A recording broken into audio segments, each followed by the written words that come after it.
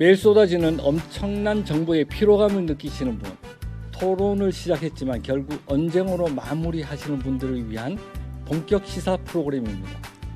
쉽고 친절한 시사 프로그램, 하루 세끼 매일 먹어도 질리지 않는 육신의 시사 맛집, 오늘 처음으로 여러분께 인사드립니다. 육신의 시사 맛집은 우리들의 잃어버린 미각, 바로 토론의 맛을 되찾아드리는 시간입니다. 오늘 우선 세 분의 그 패널을 여기 모셨는데요. 요즘 식당에 가면 전부 다 무릇 셀프지 않습니까? 그래서 오늘 그 소개도 셀프로 먼저 시작해 보도록 하겠습니다. 먼저. 예. 지금 기후위기의 그 심각성이 이제 비상사태라고 일컬어지고 있잖아요. 그 상황에서 환경 파수꾼 역할을 하고 있는 이상범이라고 합니다. 오늘 육신의 그 시사 맛집에서 제가 맛을 제대로 낼 수 있는 양념 역할을 하고자 합니다. 제 스스로 자체 맛은 없어서는 안 되는 소금의 역할 제가 하겠습니다. 준비 너무 많이 하셨네요. 네, 안녕하세요. 울산 언론 발전을 위한 시민 모임의 상임대표 김정호입니다. 네, 저희는 울산의 언론들을 모니터링하는 일을 계속 해왔거든요. 그래서 어쩌다 보니 윷신의 시사 맛집에 함께하게 됐습니다. 저희도 비판 잘 해주실 거죠? 그럼요. 네. 네, 반갑습니다. 저는 이제 울산지방변호사회 변호사로 활동하고 있는 김태엽 변호사입니다. 울산 변호사회 내에서 이제 인권 이사를 하고 있고, 그리고 울산 청년 변호사회에서 위원장 함께 하고 있습니다. 이번 채널에서 제가 또 유일한 또 30대이고 가장 나이가 어린 축에 속하기 때문에 조금 젊은 의견을 많이 반영을 할 수 있는 역할을 하도록 하겠습니다. 육신의 시사 맛집에 오셨으니까 맛있는 토론 부탁드리겠습니다.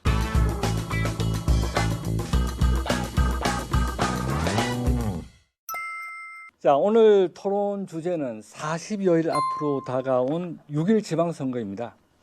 본격적인 토론을 하기에 앞서서 대선 결과를 얘기하지 않을 수 없을 것 같습니다. 대선 결과와 지방선거도 긴밀히 연결이 되지 않을까 싶거든요. 그야말로 이번 대선은 전쟁이었다고 표현하지 않습니까? 특히나 그 짜장을 먹어야 될지 짬뽕을 먹어야 될지도 모를 정도로 선택이 힘들었다는 분들도 계신데요. 결국은 뭐 다 아시다시피 그 국민의힘 후보가 당선되는 것으로 끝을 맺었습니다. 개인적으로 어떤 평가를 하시는지 궁금한데요. 시사 맛집의 첫 번째 질문인 만큼 음식에 비유해 주시면 어떨까 싶습니다. 먼저 김종호 대표님. 방금 짜장을 먹을 것이냐 짬뽕을 먹을 것이냐 이렇게 물어봤잖아요. 이번 선거 같은 경우에는 0.7% 차이로 이제 승부가 갈렸는데, 제가 보기에는 짬짜면이다. 짬짜면. 네. 짬짜면을 시켰는데 짜장이 성공하신 분도 있고 짬뽕이 성공하신 분도 있다. 다른 한쪽 짜장이나 짬뽕이 자신의 입맛에 정말 안 맞았던 사람들도 많다. 이 정도로 말씀드립니다. 네. 김 변호사님. 네. 저는 좀 이렇게 너무 이제 유머 있게 말씀해 주셨는데 저는 조금 약간 비판적으로 좀 얘기를 하려고 합니다. 이게 음식은 아니지만 그래도 좀 과일로 얘기를 조금 해보려고 하는데, 제 속담 중에 이런 얘기가 있죠. 이제 호박에 줄 긋는다고 수박이 되지 않는다. 사실 조금 강하게 말씀드린 부분이 없지 않아 있는데요. 이번 20대 대선 역시나 처음에 국민들이 바랐던 것도, 그리고 이제 모든 정당에서 표방을 하였던 것도 수박 같은 선거를 하겠다라고는 하였는데, 정작 대선 과정을 이제 보니 좀 정당별 지역 특색이 여전히 크게 나타났고, 그리고 후보들 간의 네거티브 선거도 또 있었고요. 그리고 특정 성별이나 연령에서 특정 정당의 후보를 지지하는 것들이 여전히 많이 나타났습니다. 그래서 여전히 좀 호박과 같은 선거가 치러지지 않았나, 이런 생각 들고 있습니다. 지금은 뭐 환경운동, 환경시킴이로 계시지만 한때 그 현대자동차 노조위원장 하셨고, 한때는 정치에 몸을 담으셔서 2002년에는 울산 북구청장을 지내신 우리 이상범 처장님은 어떤 의견이신가요? 저는 앞에 두 분에 비해서 좀 올드한 표현이 될지 모르겠는데, 이제 잔치집으로 기대를 하고 갔다가 받은 밥상이 마치 이제 장례식장에 가서 내가 그 메뉴 선택권도 없고 이게 맛이 있는지 없는지 뭐 음미를 하거나 이 평가할 수 없는 그런 분위기. 보면은 이제 왕왕 이게 유족들이 형제간에 상속 재산 갖고 다투는 꼴결의 그 상황. 그러니까 이제 문상객들은 민망한 상황인 거죠. 이제 밥상을 걷어차고 싶을 정도의 그런 마음인데 차마 걷어차지 못하고 그렇게 참 꾹꾹 이게 화를 눌러 참으면서 숟가락질 하다가 물린 밥상이 아닌가 이런 생각이 들어갑니다. 굳이 하자면 장례식장의 국밥 같은 선택권이 없었던. 혹시 뭐 원하는 후보가 안 돼서 그런 표현 하시는 거 아닌가요? 아니요. 사실은 워낙 이제 양당 후보로 이렇게 집중되고 그다음에 왠지 상호 간에 이렇게 진영 나눔과 그다음에 상대방의 가족까지를 동원해서 흠집 들춰내기로 해버리니까 과연 국민들 유권자들이 선택권이 박탈당한 그런 느낌이었던 거죠. 그런 선거였죠.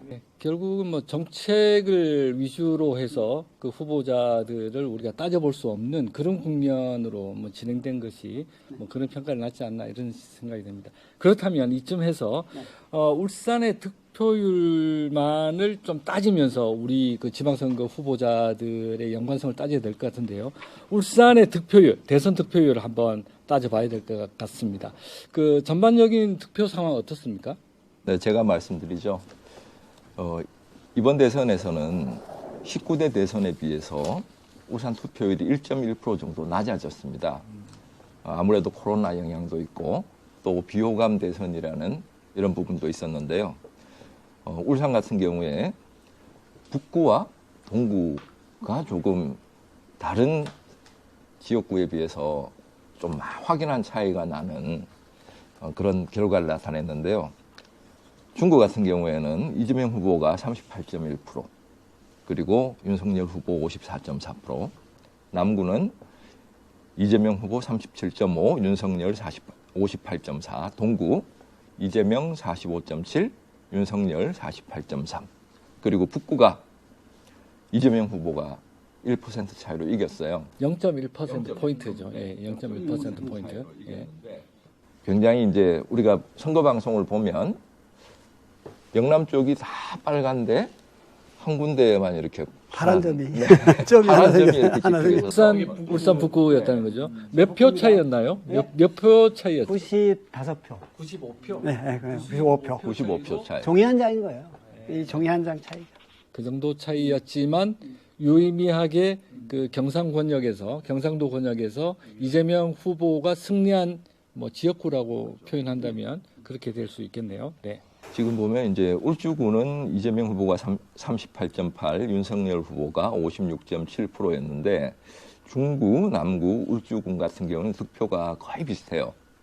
그렇게 국민의힘 후보가 이렇게 조금 더 격차를 벌렸다. 그 패턴이 유지되는 거죠. 네.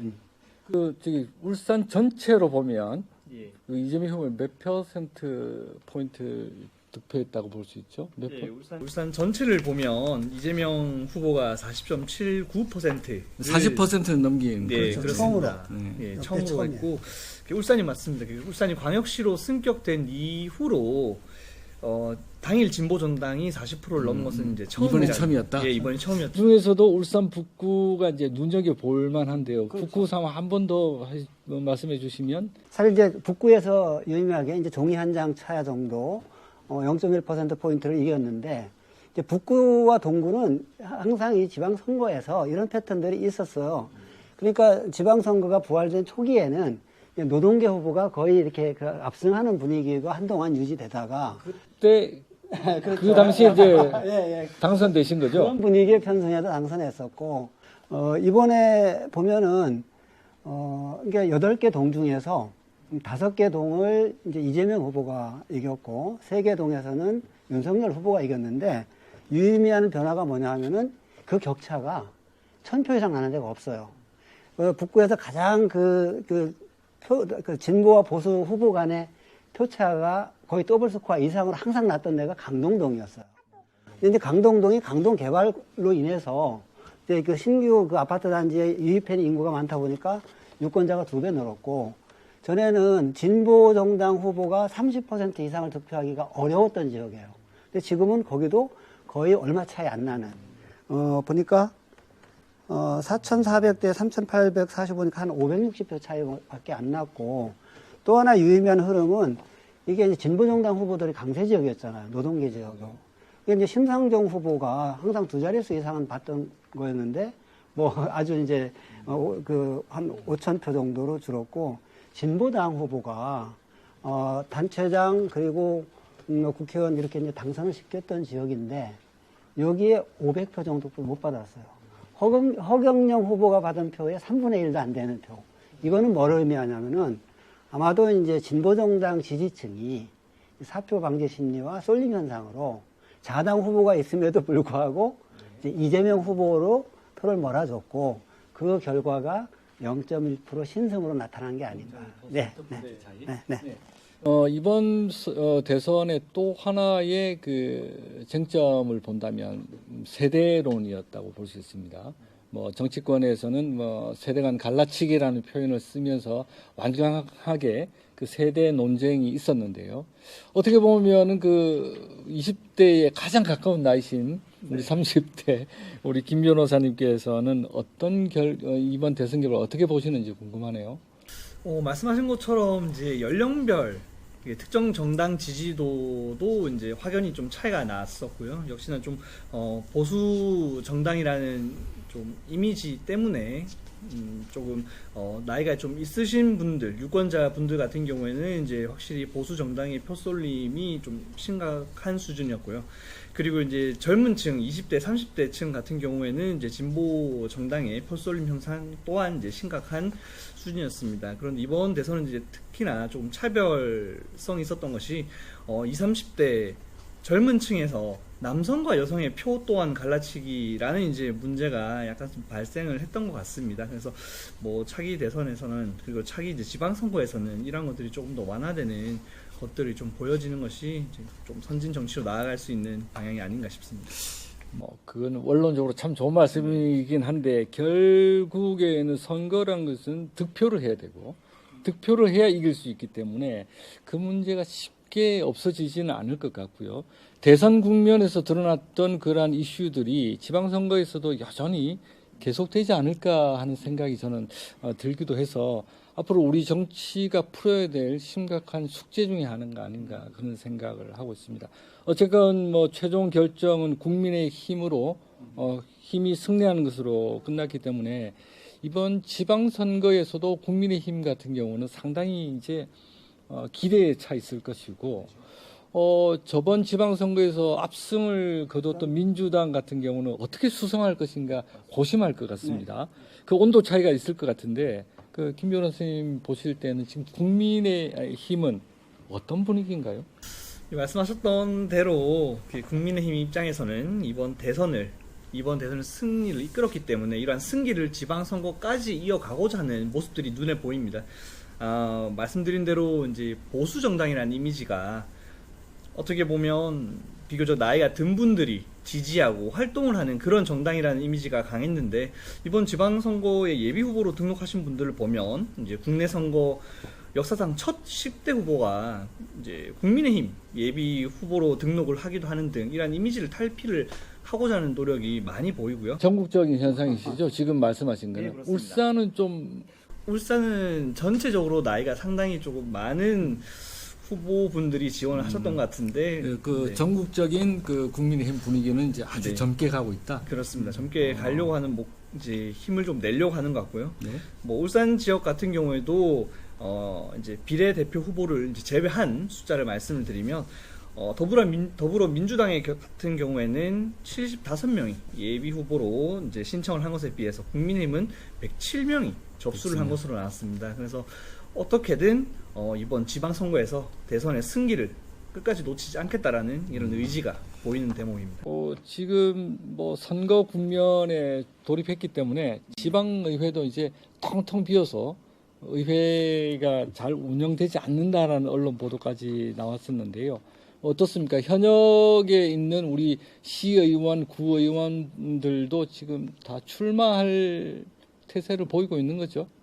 거의 다 출마한다고 봐야죠. 지금 보면 뭐 민주당 시의원 같은 경우에는 출마하지 않은 의원이 없는 것으로, 네, 거의 뭐 다 출마했고, 지금 보면 더불어민주당 같은 경우에는 후보를 못 내는 지역들도 있더라고요. 구의원 같은 경우에. 이번 대선 결과에 따라서 아주 심대한 타격이 좀 있다. 저번 제7회 동시 지방선거에서 민주당이 전국적일 뿐만 아니라 울산에서도 압승을 거뒀다고 할 수 있는데 이런 집권 여당의 그 프리미엄이 울산에서는 사라졌다고 봐야 되는 건가요, 지금?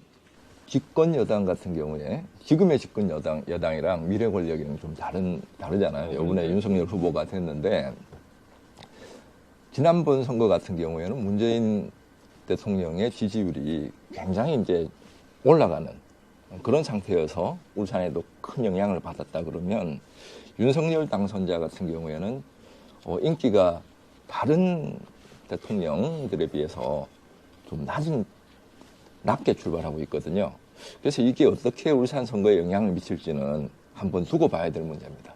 그렇다 하더라도 지금 민주당이 절치부심하는 것은 명약관한 것 같은데 어떻습니까?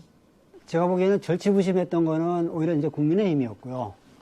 더민주당은 좀 자만에 빠져 있었고 실력을 연마하는데 좀 게을렀다.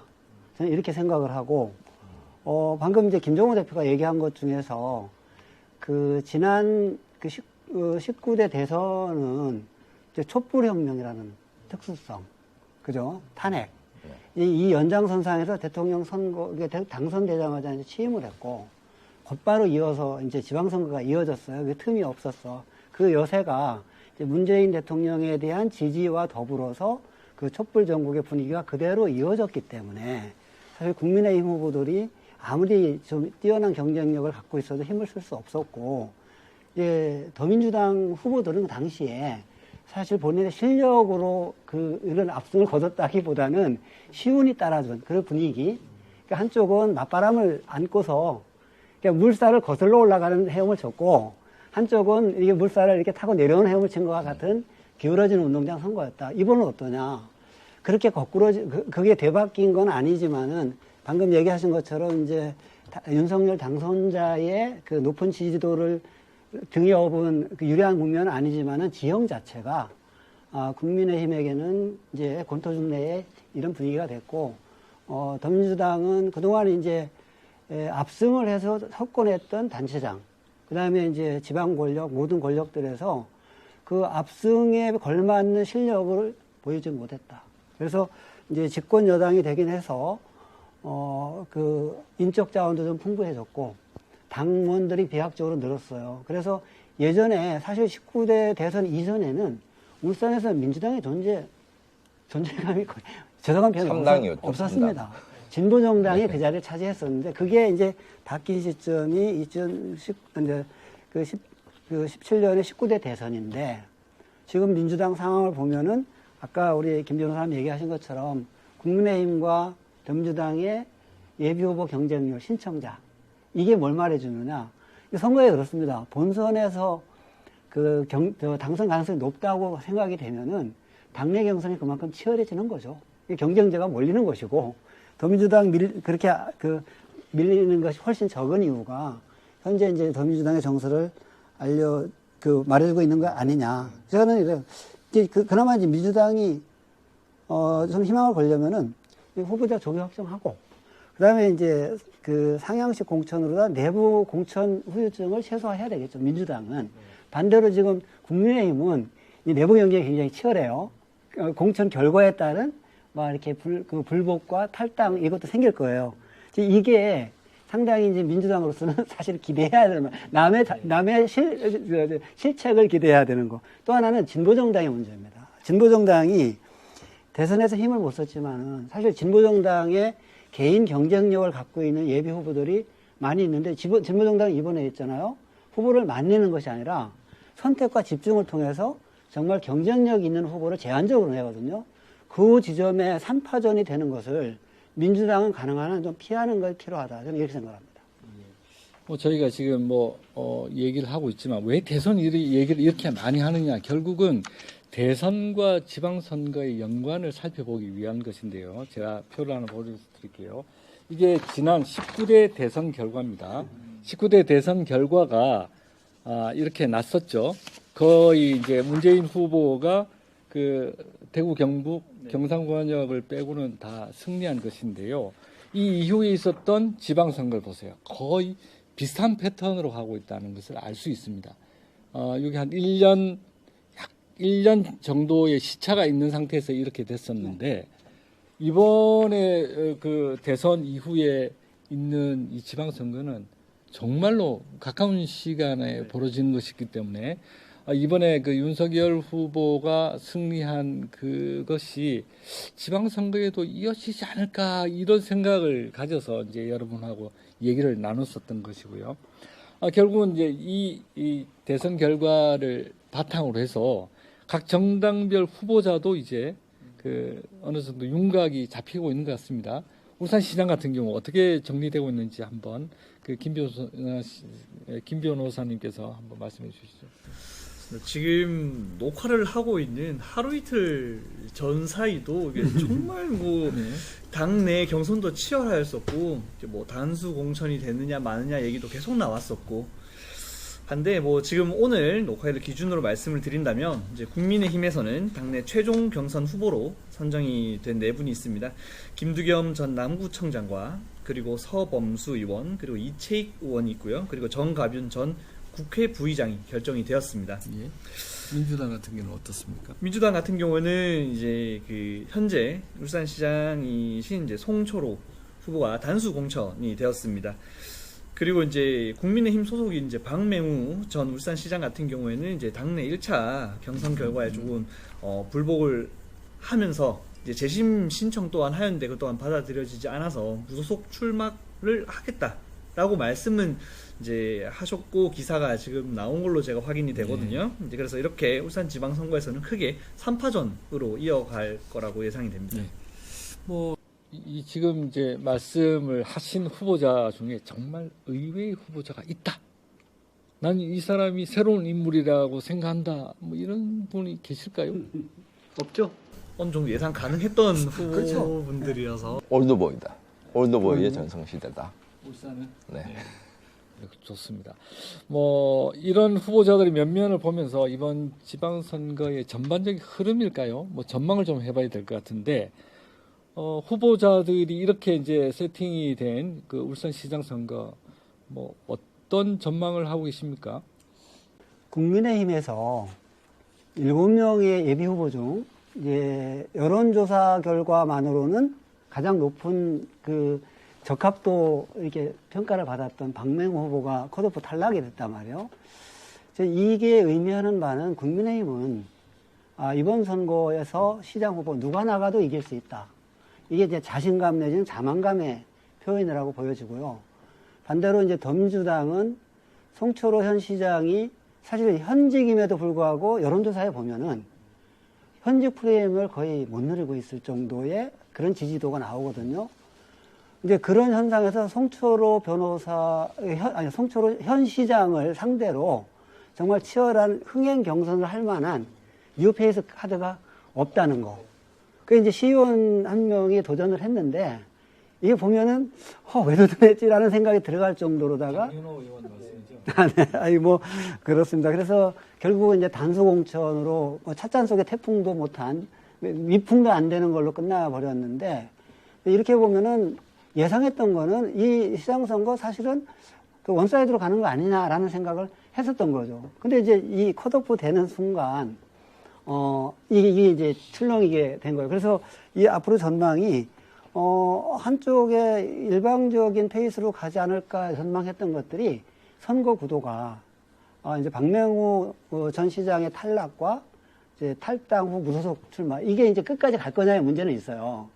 예, 끝까지, 이 관전자 입장에서는, 끝까지 가면 재밌겠는데, 예. 관전자가 민주당 입장 아니신가요, 그게? 아니, 일반적으로 그렇습니다. 아니, 물론 이제 국민의힘 지지자를 제외하고는, 아무래도 그냥 어떤 흥행 요소가 없고 반전의 드라마가 없는 그런 밋밋한 선거보다는 사실 지난 대선이 질은 낮았지만은 지켜보는 데서는 하루 앞을 못 볼 정도로 엎치락뒤치락 하면서 반전 요소가 많았잖아요. 그런 점에서 봤을 때 이제 박맹호 전 시장의 행보가 굉장히 주요하게 선거 결과에 영향을 미칠 거다라는 생각이 듭니다. 의외의 반전이 된다면 결국은 그 시작도 결과도 그 박명호 시장의 탈당과 무속 출마일 거다라고 생각합니다.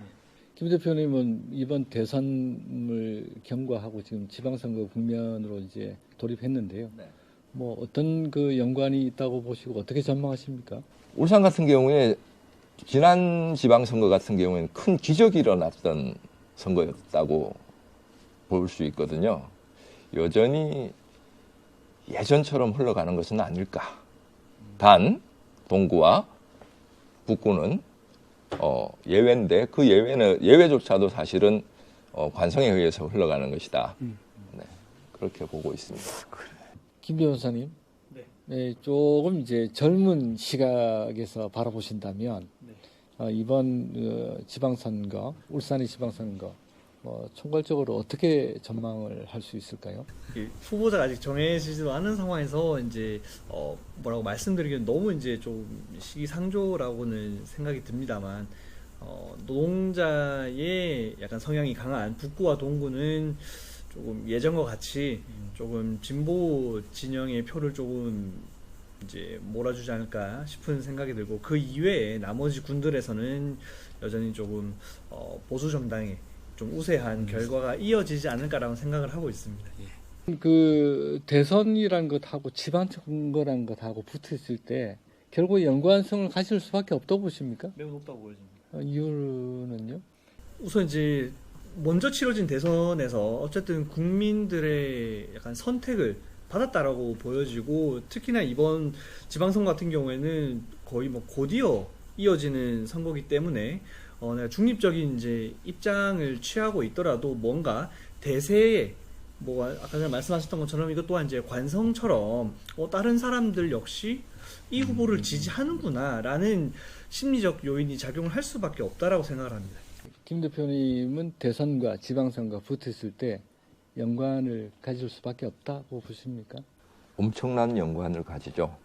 관성처럼 흘러가는 그런 연관이 있었는데 중요한 건 지금 윤석열 당선자께서 인수위 과정을 거치면서 지금 청와대도 개방하겠다. 근데 그 청와대 개방하는 거를 반대하는, 그러니까 영수안으로 집무실 이전하는 것을 반대하는 여론들도 많거든요. 그래서 지금 시민들이 견제론이 앞장설 것이냐, 대세론이 앞장설 것이냐, 이 부분에서 의견이 조금씩 갈리고 있습니다. 앞으로 윤석열 당선자의 행보가 시민들의 지지를 계속 얻을 수 있는지 아닌지가 결국에 지방선거의 결과로 나타날 것이다. 네. 이상범 처장님? 지금 이번에 선거는 그런데 대통령 선거에서 이겼다는 이 플러스 요인이 있기는 한데 그 플러스 요인이 정말 0.78%의 아주 미세한 그 표차뿐이 안 났던 것이고 울산에서도 민주당이 역대 처음으로 41% 가까이 득표를 했단 말이에요. 그런 거로 상쇄가 되는 것뿐만 아니라 또 하나가 이제 당선자 상황인 지금 돌발 악재들을 좀 많이 만들고 있어요. 이제 청와대의 뭐 국방부 이전이라든지 여가부 폐지 문제라든지 지금 이제 검수 완박에 대응하면서 자기 최측근을 또 법무장관에 이렇게 임명하는 문제 등등으로 인해서 이게 서로 양날의 칼로 작용하는 부분들이 있어서 울산에서만큼은 그리고 이번 그 20대 대선의 결과는 울산 지선에 미치는 영향은 좀 그렇게 크지 않을 것 같다. 예, 약간 뭐 뉘앙스 다르지만 크게 다르지는 않다고 평가할 수 있겠습니다.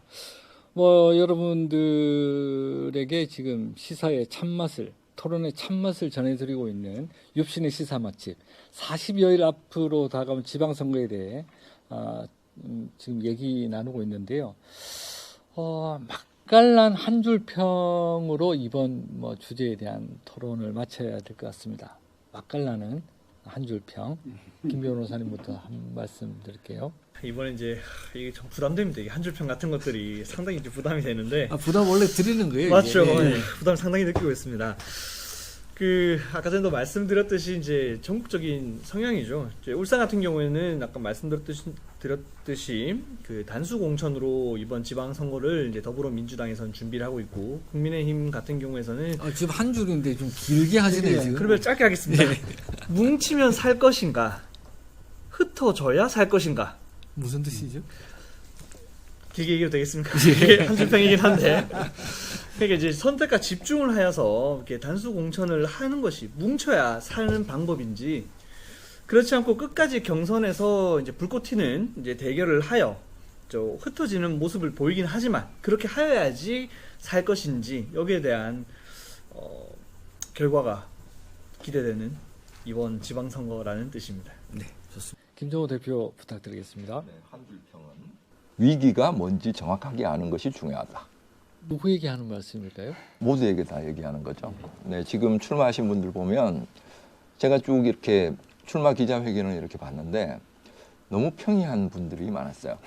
네, 이분들이 과연 위기에 대해서, 울산의 위기에 대해서 제대로 한번 심사숙고해봤는지 조금 의심이 들 정도로, 그래서 정말 울산의 위기에 대해서 꼭 체크하고 알아봐야 한다. 네, 울산의 위기가 뭔지에 대해서는 다음 시간에 계속 여쭤보도록 하겠습니다. 자, 이 차장님 부탁드릴게요. 정치는 생물이다. 이거를 이제 소환한 그런 선거판이 될 것 같고, 또 하나는 선거는 투표함을 깨봐야 한다. 여전히 여지를 남겨두시는 평으로. 한 가지만 또 하시려고. 아니 저는 짧게 했는데 뒤에 부연 설명을 안 했잖아요. 설명할 기회를 안 주시는데 그것도 짧게 할게요.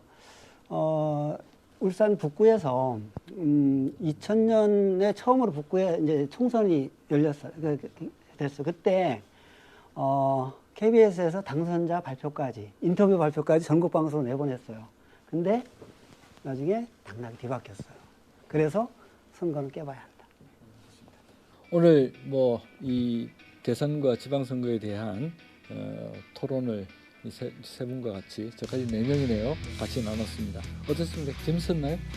금방 지나가는데. 시사의 절대 미각, 육신의 시사 맛집, 더 맛있는 주제로 또 찾아뵙도록 하겠습니다.